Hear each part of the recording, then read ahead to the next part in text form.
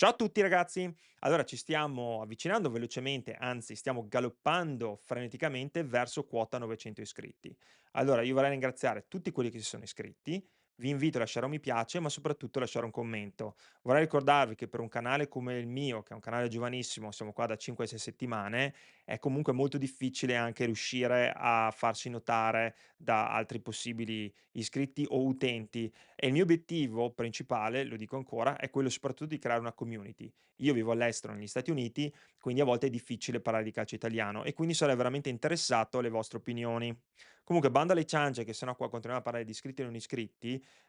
come mai siamo qua oggi? Beh, perché io volevo fare velocemente il punto della situazione per quanto riguarda la Juventus, anche perché in questi giorni si è parlato di questo meeting tra John Elkann, cioè la proprietà della Juventus, e il suo amministratore delegato che è Maurizio Scanavino. Quindi si parlava di questo meeting, anche se in realtà il meeting era più concentrato su cose che riguardano la società Gedi. Per chi non lo sapesse, Exor, quindi in questo caso John Elkann, è uno dei principali azionisti del gruppo Gedi che è quotato in borsa ed è uno dei leader europei dell'informazione. Editore tra gli altri di quotidiani, che ormai sono anche quelli online più che altro, ma quotidiani come La Repubblica, La Stampa, Il Secolo XIX, L'Espresso, quindi comunque una potenza dal punto di vista dell'informazione. Si pensava comunque che questo meeting potesse coinvolgere anche figure come il managing director del football, Cristiano Giuntoli, soprattutto per parlare della situazione e di cosa sta accadendo in casa Juventus e di riflesso potesse andare anche a toccare quello che è la situazione di Thiago Motta, che è una situazione chiaramente precaria. Come vi ripeto, in realtà l'incontro era più su dinamiche che riguardano la società Gedi e non la Juventus, che chiaramente ha preso un po' il sedile del passeggero, quindi non era lo scopo dell'incontro ed è stato un po' nel background, anche se comunque di qualcosa si è parlato. Al momento non ci sono ripensamenti sulla decisione che è stata presa dopo la sconfitta pesantissima per 3-0 contro la Fiorentina della settimana scorsa e Thiago Motta rimane fino a prova contraria almeno fino alla fine della partita contro il Genoa che avverrà la settimana prossima allo Stadium. Quindi fino a quel momento, fino a dopo la partita non ci saranno cambiamenti. La situazione potrebbe cambiare molto velocemente e rapidamente in caso che la Juventus potesse perdere o forse a questo punto anche pareggiare, perché a quel punto la società molto probabilmente dovrà prendere delle decisioni e chiaramente vuole essere pronta, e non agire diciamo all'ultimo momento. Uhm, a questo punto comunque facendo un po' un quadro anche un po' più allargando un po' il quadro della situazione, comunque vadano le prossime partite da qui alla fine del campionato, anche se Thiago Motta dovesse vincere a Genoa, anche se Thiago Motta dovesse continuare a offrire risultati, cosa che a questo momento è molto difficile da pensare, da credere, però facciamo un'ipotesi e dovesse arrivare a fine stagione, anche qualificandosi alla futura Champions League, io penso che il rapporto di lavoro tra Juventus e Thiago Motta dovrebbe comunque interrompersi e lo dovrebbe fare un po' soprattutto per il discorso e dei problemi, degli attriti che ci sono con lo spogliatoio, bisognerebbe probabilmente cambiare 25 giocatori a fine stagione se l'allenatore dovesse rimanere e comunque sarebbe un qualcosa che dovrebbe accadere in tempi abbastanza rapidi, perché la Juventus ha chiaramente questa stagione anomala dove dovrà, partecipare negli Stati Uniti, per il mondiale per club e il mondiale per club, non ci darà l'opportunità tanto tempo per cambiare né giocatori né allenatori, quindi è qualcosa che va pianificato. Allora, fermiamoci un secondo e facciamo un attimo il quadro di quelli che potrebbero essere o cerchiamo di condividere delle idee su quelli che potrebbero essere questi eventuali traghettatori in caso Thiago Motta dovesse andar via, dopo la partita col Genoa o anche quella successiva, chi potrebbe essere? Chi arriva e prende in mano la squadra per le prossime partite? E la prende solo per le prossime partite? Punto di domanda, chiedo a voi. Comunque al momento la corsa sembra sempre di più una corsa a 2 tra Roberto Mancini, che conosciamo bene, reduce dall'esperienza come commissario tecnico in maniera, non voglio dire fallimentare, ma di certo non eccelsa con la nazionale, saudita dell'Arabia Saudita e, che ripeto è finita male. Prima chiaramente conosciamo bene l'esperienza che ha avuto con l'Italia, abbiamo vinto un europeo, però essendo onesti Mancini non allena più una squadra di club dal maggio del 2018 quando allenava lo Zenit San Pietroburgo, quindi comunque è un po' fuori dal sistema club, da più di qualche tempo. Mancini è chiaramente un allenatore di esperienza che ha vinto sia in Italia che all'estero e questo chiaramente il futuro allenatore della Juventus secondo me deve avere anche un pedigree di un certo tipo e soprattutto, secondo me, un Mancini che è stato in grado di creare quell'alchimia con lo spogliatoio, soprattutto se pensiamo durante gli europei vinti dall'Italia, nel 2020. Però, non possiamo dimenticare anche all'epoca la figura ormai diventata mitica del grandissimo Gianluca Vialli, che aveva fatto un po' da fratello maggiore, da chioccia a quella squadra che comunque, non aveva talenti eccelsi, però, questi 2 uomini sono stati in grado di prendere questo gruppo e portarli a quel livello.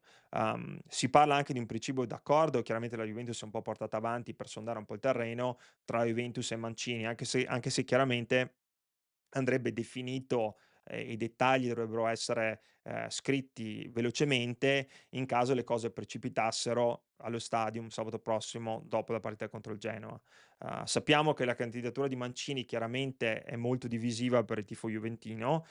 soprattutto per il suo coinvolgimento di Calciopoli, dove,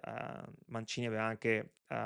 testimoniato in tribunale e comunque aveva avuto parole al veleno nei confronti della vecchia signora. Il tifoso chiaramente non dimentica, però credo che in questa situazione magari anche, 2 parole ben spese da Mancini in una conferenza stampa, eccetera, potrebbero andare un po' a mitigare tutto questo, anche perché la cosa più importante è il bene comune, il bene della Juventus. L'altro nome è quello di un ex calciatore della Juventus di cui si continua a parlare sempre più spesso, che è Igor Tudor. Tudor, per chi se lo ricorda, chiaramente un difensore indimenticabile che ha passato quasi 10 anni, in maglia bianconera tra il 1998 e il 2007 ed era famoso soprattutto per la sua personalità, di cui ne aveva da vendere, in campo anche fuori, e soprattutto per la sua tenacia. Sicuramente uno di quelli che, proprio fa vedere cosa voglia dire il concetto di non mollare mai, quindi un concetto di juventinità, incredibile, ed è un qualcosa che veramente, la Juventus di questo tempo alla Juventus potrebbe anche fare bene. Tudor dal canto suo viene da un'esperienza non tanto felice nella Lazio dell'anno scorso, con poco più mi sembra di una decina di partite sulla panchina biancoceleste, ha allenato all'estero anche lui, ha allenato in Turchia, è andato in Croazia, ha allenato il Marsiglia in Francia, però non ha mai allenato una vera big e non ha mai vinto. Non è un vincente come l'è stato Mancini che ha vinto non solo in Italia, ma anche all'estero. Tra l'altro Tudor si sa che ogni tanto tende ad avere, poche mezze misure, soprattutto nello spogliatoio. Basti pensare a quello che è successo l'anno scorso alla Lazio, dove con un colpo di spugna, ha praticamente, diciamo, accantonato, quasi tutti i senatori della Lazio, di quella Lazio che era poi la Lazio originariamente di Maurizio Sarri. Io probabilmente mi immagino anche che ci siano completamente delle richieste differenti tra i 2 allenatori. Mi immagino io che Mancini potrebbe essere alla ricerca di un contratto, non come semplice traghettatore fino alla fine stagione, ma un qualcosa che avesse una programmazione pluriennale anche verso il futuro, mentre Tudor in realtà, visto comunque la sua situazione corrente e anche il rapporto con la Juventus, potrebbe accontentarsi di un contratto a termine, con la speranza magari di guadagnarsi un prolungamento grazie ai suoi meriti sul campo, magari in caso di un raggiungimento della Champions League a fine stagione. Io vi chiedo, voi cosa ne pensate? Lo vorreste un traghettatore a questo punto? Ha senso? Se sì, qual è il nome tra questi 2 che vi scalda di più? Io onestamente credo che in questo momento lo spogliatoio della Juventus abbia bisogno di un qualcosa di diverso, più che un comandante, un condottiero, diciamo, con il pugno di ferro, credo che ha bisogno un po' più di empatia, quell'empatia che chiaramente fino a questo momento è mancata a uno come Thiago Motta. E, anche perché, vi ripeto, ci serve qualcuno che in realtà, arrivi fino a fine stagione, perché io mi immagino che a fine stagione, ci sia un po' la rivalutazione di tutto e tutti, cioè non avrebbe senso fare il contrario. Per questa ragione, nonostante a mio parere, e questa è una sensazione mia, nessuno di questi 2 nomi mi faccia saltare fuori dalla sedia, io tenterei più l'opzione Mancini, anche perché se si dovesse, per motivi chiaramente sportivi a questo punto, perché bisogna arrivare a questo quarto posto, questa è la cosa più importante, si dovesse optare comunque per questa opzione, diciamo ipotesi da grettatore, che vi dico, a me a questo punto convince poco, perché a 9 partite dalla fine io non so veramente questo nuovo allenatore a interim cosa potrebbe veramente portare alla Juventus in questo breve periodo. E credo che tra l'altro, anche se opterei per Mancini, credo che sarebbe veramente importante non impegnarsi in questo momento per un qualcosa che vada oltre alla fine di questa stagione sportiva, cioè alla fine del campionato. Io non andrei a prendere un Mancini per 2, 3, 4, 5 anni, anche perché a mio parere la Juventus in questo momento non può più sbagliare allenatore e credo che la scelta del tecnico vada veramente ponderata e non debba essere semplicemente dettata da chi in questo momento è disponibile, perché di disponibili ce ne sono pochi. Io vorrei anche dire, magari se in questo momento sono disponibili, qualche ragione dietro c'è anche, ma la Juventus non può permettersi di andare a prendere un allenatore semplicemente perché in questo momento è disponibile e farci una programmazione pluriennale. Se va per il traghettatore, io preferisco che arrivi qualcuno, chiaramente magari con l'esperienza più di Mancini, che faccia un po' più da paciere nello spogliatoio e unisca tutti quanti intorno e dire: "Ragazzi, l'obiettivo è il quarto posto, bisogna arrivarci, non mi interessa come ci arriviamo". Non è un segreto tra l'altro che la Juventus sta un po' aspettando alcuni allenatori che potrebbero forse essere disponibili l'anno prossimo. Uno è Gasperini, che ha dichiarato che probabilmente non rinnoverà con l'Atalanta, anche se ha un altro anno di contratto, bisognerà vedere se lui volesse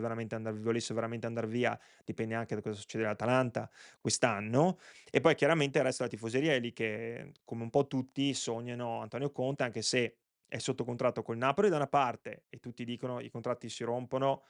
Sì, si possono anche rompere, però tra l'altro potrebbe, diciamo, anche vincere uno scudetto, quindi non si sa cosa possa succedere in caso lo vinca, cioè magari certe cose cambierebbero. Non credo tra l'altro che la proprietà possa decidere di rischiare ancora con profili come i vari De Zerbi, profili giovani di quella tipologia un po' giochista, eccetera. E tra l'altro sappiamo che dagli anni '70 la Juventus credo che abbia assunto semplicemente forse solamente un allenatore straniero dagli anni '70 ad oggi, che è stato Didier Deschamps, se non contiamo chiaramente l'esperienza di 2, 3 partite, 2 partite l'anno scorso di Montero sulla panchina, però Deschamps era anche un ex calciatore della Juventus. Quindi pensate, ha assunto uno straniero, solo uno, e il resto delle volte si è affidato a solamente italiane. A me dispiace comunque che si sia arrivati a questa situazione, perché a inizio stagione avevo molte speranze su Thiago Motta, ma purtroppo credo che l'inesperienza di Thiago Motta ad allenare a questi livelli abbia avuto la meglio su di lui. Tra l'altro nulla di buono, se ci pensate, può arrivare se si va a spaccare quella sinergia che c'è nello spogliatoio, anzi, cioè non si arriva mai alla fine di un campionato in maniera, diciamo decorosa se non si rispettano quelli che sono un po' i meccanismi dello spogliatoio. E tra l'altro un allenatore di livello sa coinvolgere tutti e sa anche modificare le sue idee. Cioè, le sue idee, come quelle di Motta, dove il modulo di gioco, dove si vede che non funziona, va cambiato, cioè non si può continuare per questa linea,